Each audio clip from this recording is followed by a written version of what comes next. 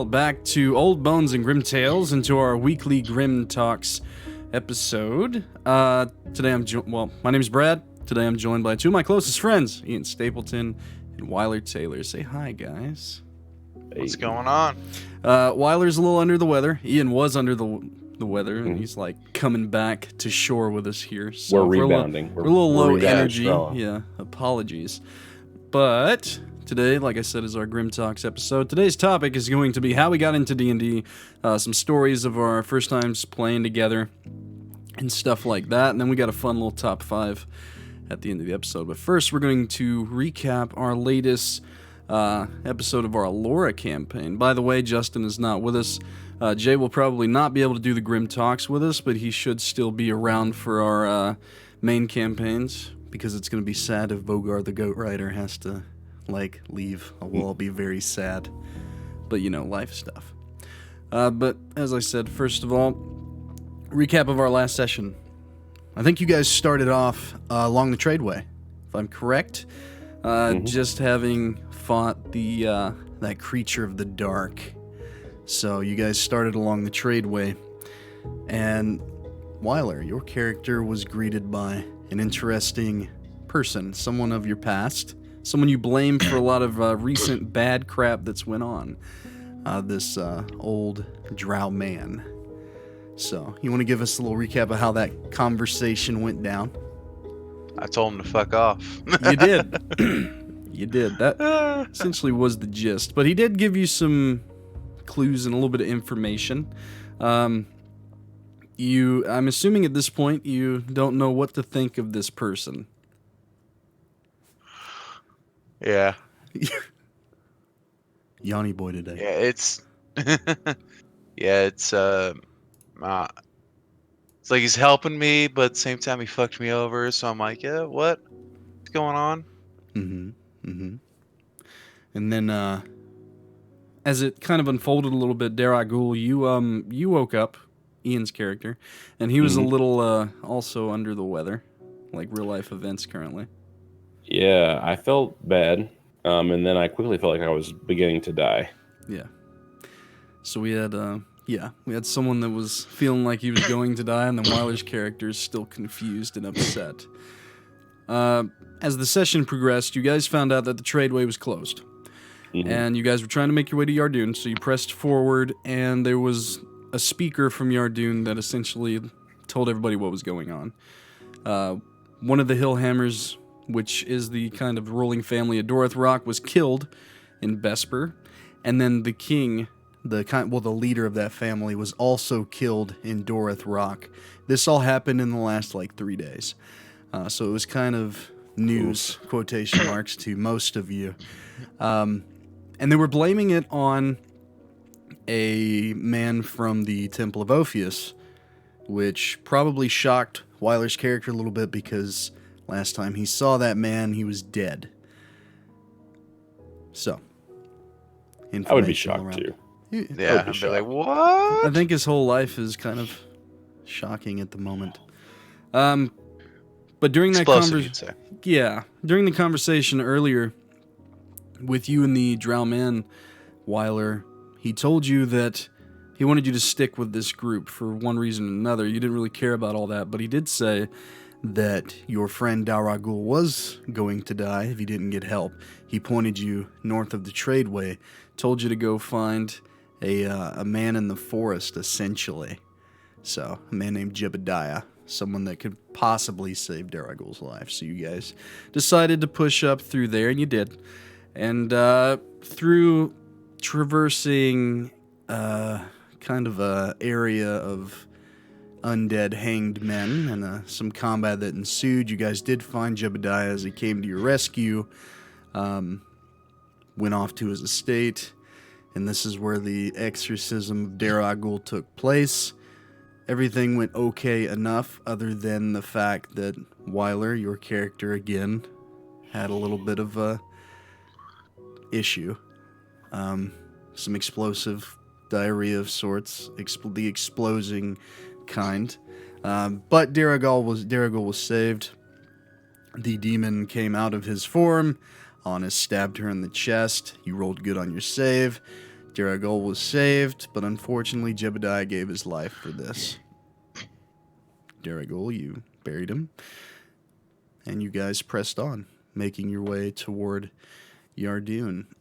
And was there anything else that really happened until we got to Yardoun? Just general role-play and stuff, character building, which if you guys are interested, you can check out that episode to hear about all that. We're just kind of covering the basics. You guys made it to Yardoun. Daraguul, you went back to your church, the Order of Azaran, upon which you learned that the head of the order had died. He left you some things in his will. But this man, Desmond Brightwing, that took over the order, essentially gave you your walking papers. He replaced you with a man that you know, Thax Drell, old working companion that you hate. You guys don't like each other. He seems to have taken your job. You're not sure what's going on. But you did find a cryptic message,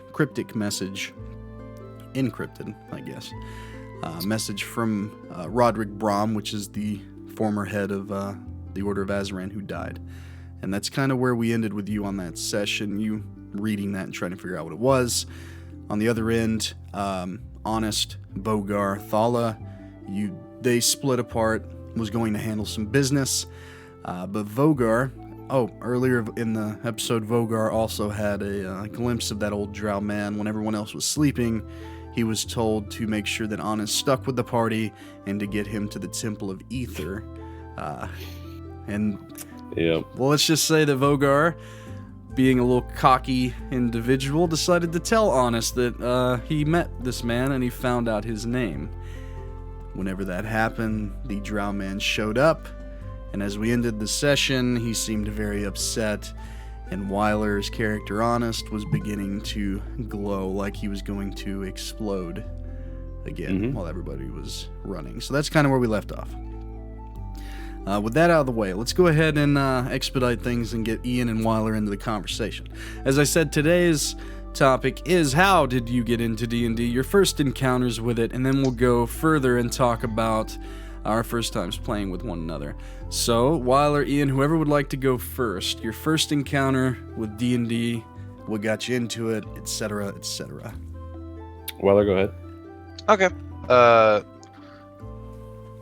I don't really count the one time I dabbled in high school, because that only lasted like a couple of days. But the first time I ever started was actually, I want to say, 2.5 years ago. I had just moved to Kentucky, and I was living with my buddy, and he's like, "Hey, my brother and his group of friends play D&D. I want to know if you can join." And I was like, "Oh, okay, cool." And they were doing Horde of the Dragon Queen. And my first ever character was a half-orc barbarian called Havoc the Barbarian. Ooh. That I didn't know that, and it makes sense because that's a username of yours on a couple things. Good to know. Good to know. And the most memorable moment I had with him, I got bored with him because I was a new player, and when I was playing a low-level character, I didn't understand that, like, okay, that's just what happens. And that was when I was discovering that I notoriously roll low. So it, like, from day one, when you came on the scene and picked up some polyhedrals, or however you pronounce that, sorry, you realized that you were destined to be a low roller? Is that what you're saying? Yeah. Not good. Yeah, no. the most memorable moment I had with him, though, is we were interrogating this kobold atop a terrace, like of a castle or something. It was wide open. Yeah. And we were playing like an evil Horde of the Dragon Queen campaign. Yeah. And so after we got done interrogating the kobold, I took my halberd, chopped its head off, and then I took the kobold's head, placed it like at the edge, and then I used my halberd like a golf club. Oh, nice. And I teed it off. I rolled a natural 20. Ooh. So you punted it across the football field, is what you're saying? Yeah, and I see. Yeah, so I basically I did that. I did that, and it was like, "Fuck you, Tiamat," and then that led to a dragon encounter. So that was Yeah. You gave the DM a nice little segue into a hard encounter. Very cool. Yeah. Very cool. Do you play with any of the people from that first encounter anymore? I play with my buddy Dylan sometimes. Okay. So that's your first encounter. Ian, first encounter with D&D. My first encounter with D&D, I was hanging out at a friend's house with my brother and his brother-in-law, and I saw some books over by his computer, and I was like, "What are those?" And he was like, "Hey, that's D&D." And I was like, "All right, let's give it a shot." So like the next week, we sat down, read the books for like 3 or 4 hours. Yeah. Building PCs, and then came back. We played a little bit that night, played the next week, and we did like a 3 or 4 week campaign. It was pretty good. We chased this dude Lucan around, trying to bop him. We eventually got him. That was shit. I forget the name of that adventure, that module. That was an amazing module, dude. But it turns out my friend was Brad. Yeah. And I didn't know that was the first encounter. I didn't know there was one that we had before that. No, that was the first one. Me, yeah. I think it was a week or 2 later, we did the Red-Handed Doom, which was that was probably my best experience of D&D. We did 3.5 at the time. Yeah. And so we did Red-Handed Doom, and that was super impactful on the way that I play and DM, and that was my first one. My real first campaign was, I felt like, the Red-Handed Doom, even though we did do a small campaign. We did some small stuff. That's interesting, because that's also, I guess, your first encounter with me and you playing then. Yeah, it was. Was that. So two birds, one stone right there. Yeah, so the first time that I got into it, older gentleman, he would play back when he was in the Marines, right? So, or not the Marines, the Navy, sorry. So he'd be out on, a boat or whatever, and how they would pass the time, and this was years and years ago, they would play D&D, right? So that was like the first thing he told me whenever I was hanging out with him. This is through family and stuff, so I just don't want to do names and stuff. But he was like, hey, there's this game, and you use dice, and then you got to use your head. And I thought it sounded terrible. Like, I really did, because I was like playing StarCraft on old potato PC, and that was like the pinnacle of life. But he talked me into doing D&D.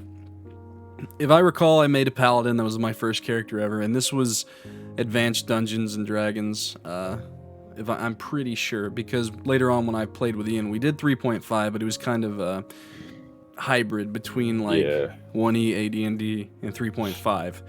But I made a paladin.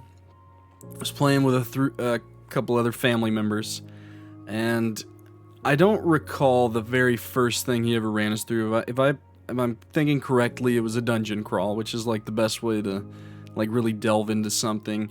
And because I was new, he was kind of being nice, and I think it transitioned into a quest for the Holy Avenger, which was really cool, going into the Nine Hells and all that. But it didn't last very long. It was, like AD&D. We all died relatively quickly. But after that, the first thing that I really remember was we were going through the Sunless Citadel. I think everybody here's heard of that. One of the very first 3.5 modules that came out. And at the end of it, he wouldn't tell us what it was, but he wanted to show us something that was D&D related, like from whenever he started playing, that was very memorable to him. So we get through the Sunless Citadel, beat the bad guy, and then we find a ship that's wrecked on the shore in this underground place, and then it comes out to be that it's a Spelljammer, and that led us into, D&D in space and all that, and playing Spelljammer. That's where I found out what Lithids were, and all that good stuff. So that was kind of my first encounter with D&D and how I got into it. But Wyler, what was the first time that you played with me and or Ian? I remember the one anyway, but I don't remember the first time you played with Ian. The first time I played with you, Brad, it was because I had tried doing like a Storm King's Thunder campaign, and it was that like is true. Yeah, it was already looking like it was gonna fall apart. Yeah, simply from the first session. And then Josh, another person of ours who played, was like, "Hey, come play with us." I was like, "Okay, cool." Mm-hmm. And then Joe came with me. Another friend of ours, yeah. And we came in, and it was like, "Okay, make so-and-so character," and I made, I don't know, Fallen Azamar, Draconic Sorcerer. Mm-hmm. Oof. Al. Yeah. Aluminium, I think. Aldemium, yeah. Aldemium, yeah. Yeah. All denim. It's all he wore was denim. Just kidding. Just kidding. That was like, if I recall, that was like something I was testing out. Like, I don't remember the campaign exactly. What was the Hyleos? Hyleos and Ascendia. So this is before we even decided to start recording our stuff. And it's funny because we were going through a transition period, people being able to play, people not being able to play. And it was coming to a point where Ian was not able to make it to a lot of the sessions either, because life. You know, we have, significant others, kids, etc., jobs, things. It gets hard to play D&D at times, which I think is a whole other topic that we should touch on at some point. But, so Josh, another friend of ours, was like, him and his girlfriend, they were always down to play. But that's all we had, and I was like, they wanted to play, they wanted me to run something, so I had 2 people, sure. But then they were like, hey, I want to invite these 2 people, and it was Wyler and Joe. I'm like, cool. So I'm sitting at the table, I forget what day it was, getting ready, and it was a Sunday. It was a Sunday. Here comes walking in this big old buff country guy, like this old Ford pickup shows up. He comes walking in, I'm like, you don't want to read like a book by its cover, but I was like, this could be bad, like, because he just had that jock kind of thing going on. I was like, oh, he's going to be like an asshole that wants to do whatever he wants, and this is going to be terrible. And then Wyler comes walking in. Wyler looks like my kind of guy. Like, looks like we can get along. We I look nerdy. He looks a little nerdy. We can figure this out. We look nerdy. We probably like to sit down. Yep. And things went great. We did find out real quickly that Wyler rolls low. I think it may have been in that... Was it the first session that you died or the second? It was the second. I think it was the second, yeah. The first one was you guys didn't leave the city. But it's one of those things... I burned down a bar. Mm-hmm. Was that... Had you played with Joe before that? DM to player, not player and player. Sure. So Joe was a really good example of someone that was new to D&D. And Wyler at the same extent, because he was very... Can I do this? I want to go here, this. And they were very explorative, very talkative, both of them. What was you going to say, Wyler? Oh, no, I thought you were about to ask you for something. I was like, sure, go ahead, say it. Oh, no. No, I was just saying you guys were very explorative. It was great. DMing new players is awesome, just bringing people into the game. But that was our first. When did Ian come into the fold? When was your first experience with him? Both of you it was after Al had died. Mm-hmm. Because at that point I was playing Drakkar around the Var. Mm-hmm. So this was version 1. Yeah, was this like when we decided to get some recording equipment and start recording our games? Mm-hmm. Was that? It was. Yes. No, it was actually a little bit before that because we had gone through at least 3 or 4 sessions. we were through 3 or 4 episodes of I was playing Daedric Medicus III. Yeah, a pretty boss dwarf that I miss a lot, that guy. Yeah, he was a lot of fun. Yeah. So yeah, we did play a couple sessions because we did in my mom's freaking basement on the pool table. Wyler ran a piece of his Storm King's campaign, and then we had the big all-day game that ended in a TPK. In a TPK. Yeah. Played for 13 hours and got TPK. Yeah, and it was bad, man. Everybody left kind of sad.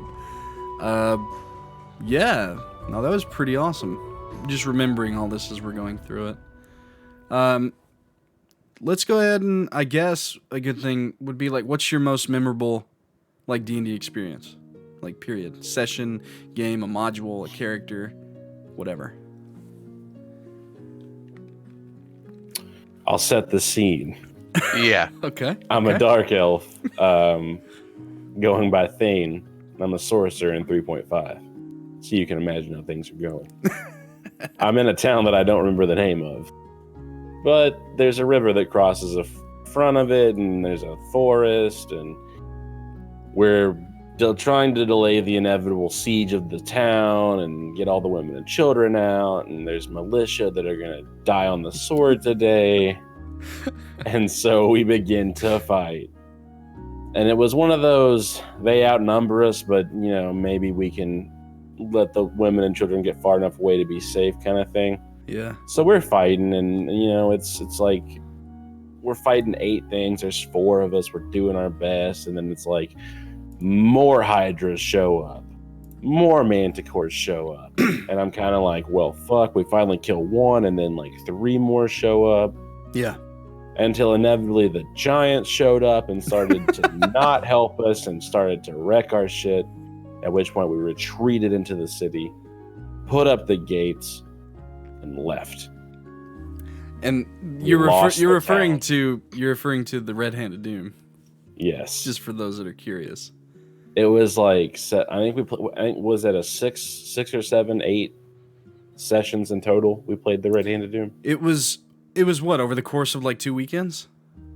I think it was more like a month. Was it? I think it was like 4 on and weekends. off, yeah. So yeah, no, we were, yeah, it was several sessions. I forget. It was like the second time. or third weekend. You know, yeah, I would probably say that's right early on. Yeah, that's early on in the thing. 12 to 15 hours. Yeah, and I think it was you, your brother, my brother-in-law, and then my wife. Yes. Yeah. Hey, keeping it in the family and stuff. It was good stuff, man. That is probably, yeah. I mean, that getting back into D&D. The single most impactful encounter of my D&D experience was that battle. The one that got you. Mm-hmm. Yeah, we retreated and we lost the city.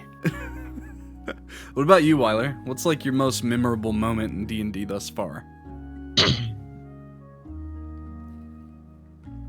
It's actually kind of hard because I have like three events that I kind of juggle between. Hey, tell us all three. I think are like the most badass. Tell us. One of them is two of them are as a player. One of them is as a DM. Mm-hmm. The first one was, I'd have to say, I was back when we were doing Hylios of Ascendia, when we fought the White Dragon and got TPK'd. Like I died. I was upset, but at the same time, it was like it was pretty epic, badass encounter. Yeah, and I was like, I died, but it was very hard. The second big encounter that I really enjoyed was the Vimhara, the last episode of Vimhara. Yeah, that was a rough one too. The very beginning. Yeah, the very beginning with like the whole train battle. Yeah. That was super fun. That was definitely... I'm sitting here. Yeah, go ahead. I was sitting there playing my Paladin Gunslinger. I'm getting attacked by one end, but I'm trying to shoot like all these crystals. Yeah. Yeah. And you were fighting your possessed brother, I think, as well, at the end of that. Yeah. So it was kind of... That was like the epitome of the grim tales that we try and tell. Vimhara was a good one. Lestan too, but that one just got real dark in the end. I mean, there was an ending. I don't know if we can call it like the good ending, but there was an ending. Yeah. And it made sense to the story. Definitely go check out that. That's on our podcast page. It isn't on our YouTube. We didn't do video for that, but it is on Podbean, iTunes, Spotify, and all that. What's the one as a DM though? The one as a DM, the one that I was like really proud of was the battle for Port Straysun that I ran with you and Sean. Mm-hmm. That was fun and heart-wrenching at the same time. That was rough. I guess that's the easiest way to put it. It was really good, but it was rough. That was the, what was the code word? What was it? I forget. I forget. I have to look back. It was something weird. Yeah, it was like, because I remember hearing it being, contingency plan. Essentially, we had rigged up explosives to topple over the city and the side of the mountain onto below to kind of kill all the bad things, right? Wasn't that all the setup? Steves. Yeah. Yeah. And we were trying to get people out, me and Sean, and then there was another group that was planting the explosives, and it was kind of like remote detonated magically via like a sending stone. And I think you were like, you were role playing the chick that was doing the bomb. She was like, we can't get out. And then it was like, well, contingency, and the freaking mountain blew. Oof, we didn't know how many people we killed. Yeah, it was rough, dude. It was really rough, but it was a good one. It was a really good one. So is that the only three that is that your top three? Yeah. Very fun. Any other stories from you, Ian? He told a couple. Is there any other things that stand out to you? Yeah, I mean, well, the entirety of Durin Stoneheart was like a highlight for me. The Alora campaign? Yeah. You were definitely the protagonist of that. That was a real highlight. That was a lot of fun. We might have to do a Durin episode, I think. It'd take an episode. Maybe. It would take one. The ups and downs of that guy. It was Durin Stoneheart was, and unfortunately this was the campaign, like our first long running one. Wyler, this was before Wyler, and we didn't record it. It was just a home game, but it was like what really, I think, got us into playing consistently and doing story driven. It helped us learn how to role play. It was good shit.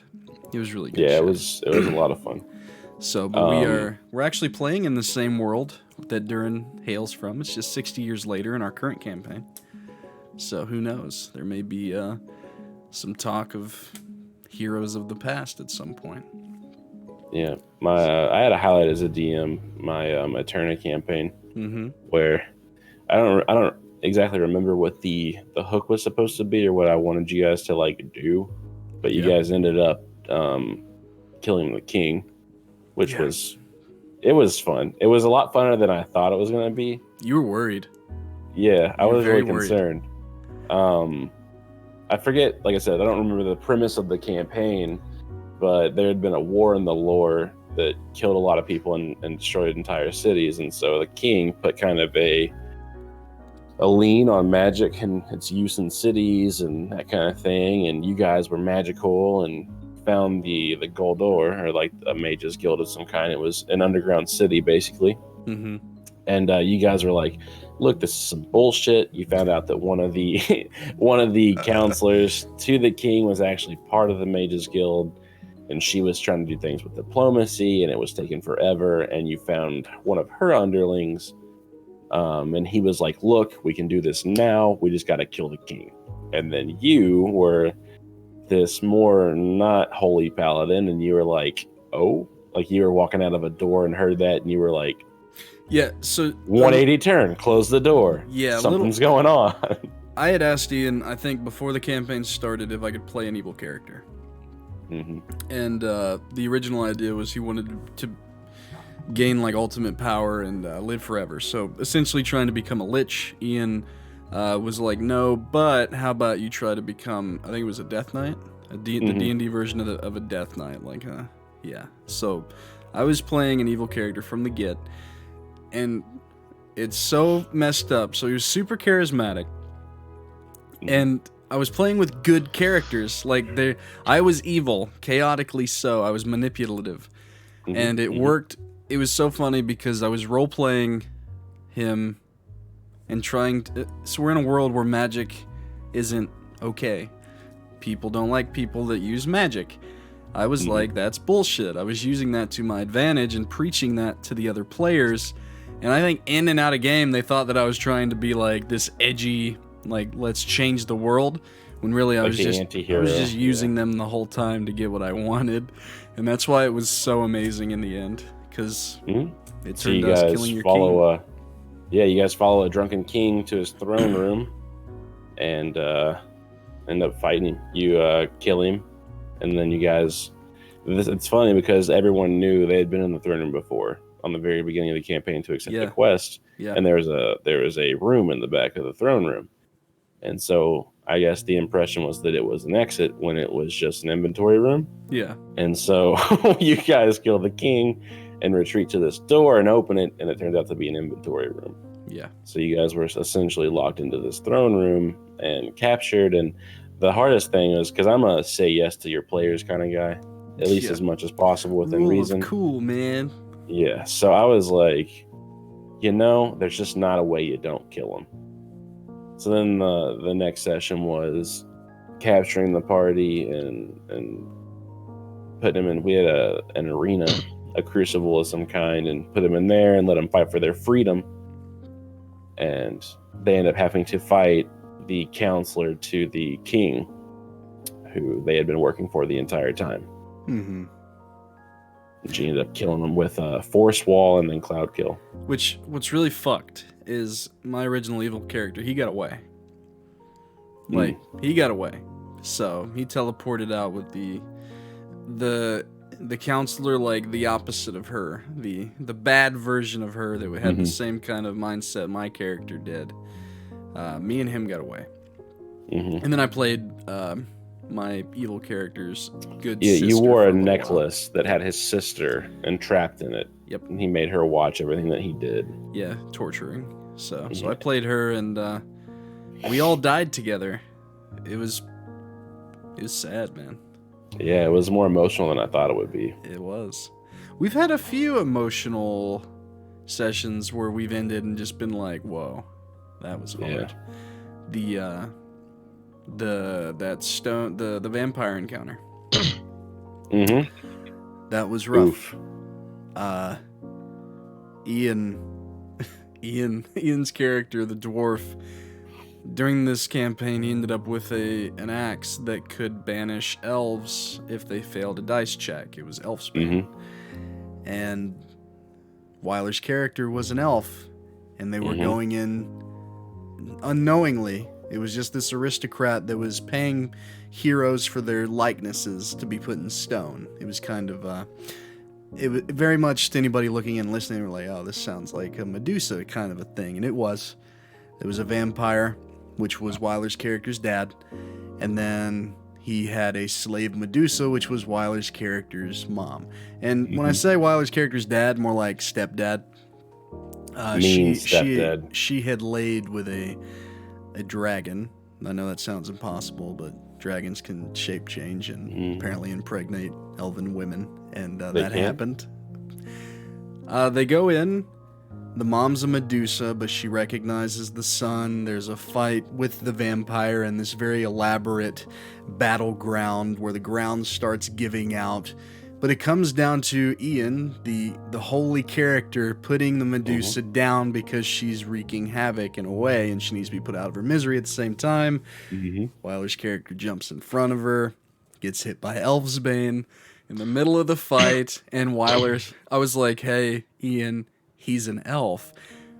And it was just such an iconic moment because Ian was like, why did you have to be an elf? I need you to roll this save. And Wyler, of course, not being a very good roller, he failed his check and he was banished to pretty much the void. Not during death saves. He goes during death saves, you knocked him to 0. Oh my god, you essentially killed him and banished him forever. And he couldn't go to the Dawnglade, he couldn't go to hell, because he was just in the void, and that's where he died. It was a feels bad, man. It was a feels bad all the way around. Yep. So you killed him, not trying to, but you did. And then the floor's giving out. Did you guys slay the vampire, or did it get away? Like, I forget that point. I think you guys killed him. Yeah. You defeated but it went him. to Kodiak's swords. That's right. The soul went in. Yeah. So there was a friend of ours, Joe, and then Ian's, and then we had Josh and Carrie who were playing characters as well. It gets to a point where the only way out is to jump across like a freaking 15-foot divide over just plummeting darkness. And Ian's character, I allowed him to jump on a spiritual weapon because rule of cool. And then Joe's character, he was pretty much slamming blades into the side of the stone trying to get a foothold. But then the other two, Josh and Carrie's character, decided to jump. And it came into this, one jumped, the other one jumps, doesn't make it, tries to grab the other, they begin to fall, but then in D&D, you, over a course of about 6 seconds in initiative, you fall quite a long distance. There wasn't enough time. You fall very fast. It's like 500 plus feet. The floor wasn't that far away. I mean, it was just on the precipice of that. After that fall, they hit the ground. They had used all that they could in this time. I gave them a little bit of leeway. We did the math. And it was like, there's no way that you can do. And they hit the ground and die. By the way, Carrie's character was Ian's character's daughter. It was very emotional. And when that session ended, it was one where we're just looking at each other like, damn, this is sad. What do we even do now? How do we go from here? We just killed half the party. Yeah. 3/5 of the party. Yeah. It's not uncommon for us in our group to like put a lot into a session, and then when it's over, we're just emotionally drained. I mean, it happens a lot. But yeah. Any other stories that either of you guys want to get to? Those are kind of like the highlights. Yeah. There's a lot more to it, and a lot of this is on our podcast page. The High Laos campaign I've taken down because we didn't finish it. I've thought about re-releasing it to just have it on there, but it was never finished, which maybe we can do a talk, because you both played in it. We can do a talk about that one at a later date. But as we end near the end of our Grimm Talks, what we like to do, and we had the idea of doing a top 5, a theme, and then we'd all do our own top 5, but instead what we've decided to do is give Ian the jurisdiction of the top 5 that he will be doing weekly. So he's going to pick a topic, he's going to do a top 5, he's going to give it to us, and then we're going to be like, bitch, that's crazy, or I like the list, and we'll just give him some shit about it. So what's the theme this week, sir? Theme this week is systems outside of D&D that you either played or are interested in playing. And then I'm going to give you kind of like a theme or reason why. Sure. So, top 5 systems that aren't D&D. 1, red markets, because it's horror and it's economical horror. So if you like resource management, that's your game. Right. Pathfinder, it's D&D, but more PC customization, a little less mechanical heavy from what I hear. I haven't played yet. Fate, for your flexible role play. I guess it's a generalized game that you can really push the boundaries of role play with. Shadows of Asterion, it's a medieval gothic horror that we actually just saw at Gen Con. Yeah. And we're very, very close to buying $300 worth of books, but we didn't. And with our better judgment, we didn't. But it's most it's super elaborate, and like everything about it. Like it's a nutty system. It's got good fleshed out lore too. Yeah. Most likely to play next, Shadows of Asterion. Yeah, all the books are written in like third person, I think. Is that what it was? Yeah, which is well, first person. First person, yeah, sorry. Which was really awesome. Yeah. And then number 5, the obvious pick, Call of Cthulhu, for your investigational detective work. Roleplay. I haven't heard of the first one. What'd you say? Red Market? Red Markets. And then what was the third one? Fate. Fate. So I haven't heard of Fate, and then there's usually Fate. There's core behind it, so Fate core, a lot of it. If you're looking for the books. Yeah. But there's your top 5 systems outside of D&D we are interested in or have played before. Yeah, Pathfinder's an interesting one because Pathfinder 2 launched recently, like fully. So I know a lot of people are doing that. I've read a few articles and just people like saying that P2 was like trying to diversify itself from D&D and especially like 5th edition and stuff. Well, I guess 3.5 because that's what it originally was. So that's pretty cool. But yeah, and then the Estrin one. Who knows? We might have to do like a review Grimm Talks on that one. Throw some info to people that are interested. We'll see. It's something it's definitely an open door. Yeah, for right sure. now. Yeah. But yeah, we were there for dang, what, a half hour, 45 minutes just maybe, looking at it, talking to that guy, reading through the core books that he had with him. Yep. But then we just bought a couple of the PDFs. Against better judgment, we did not buy the $300 of books, audio, and lore. Yep. So, with that, we hope, by the way, everybody had a good Labor Day weekend. That's why we're streaming today, which I think is Wednesday. Yeah, today's Wednesday. It is. Instead of Mondays, but next week we'll be back on our regular grind, streaming our Grimm Talks on Mondays. This Friday, though, right around midnight, we'll be continuing our Allura campaign, which will be episode 3. Jay will be there for that. There's a chance Jay's going to be popping in and out of the story, which may lead to us doing some one-shots. I've got one lined up. Wyler's got a few lined up. We'll make Ian get a few lined up. You can expect to see some one-shots popping in and out of the main campaign just for funsies. But with that, thanks everybody for watching, and we will see you Friday. Have a good week.